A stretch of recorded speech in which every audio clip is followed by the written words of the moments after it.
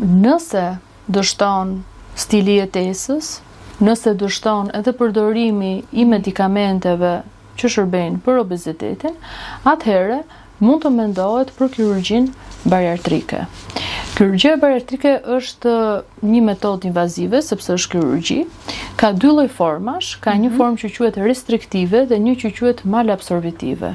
Restriktivja është prerja stomakut ose gastric sleeve. Pra ti e bën më të vogël stomakun, si till ai distendohet më shpejt për me sasi më të vogla ushqimi dhe kjo bën që të kesh atë ndjenjën e ngopjes më të madhe. Kurse ajo malabsorbitivja përveç prerjes së stomakut pret ose bypasson dhe një pjesë të zorrës, duke bërë që të ndikosh edhe tek përthithja e ushqimit, pra bën që një pjesë e ushqimeve të mos përthithen. Këto janë teknika që përdoren tek pacientët që kanë grad të 3 obeziteti, pra që kanë një BMI mbi 40 ose një BMI mbi 35 e shoqëruar me sëmundje shoqëruese që kanë të bëjnë me obezitetin.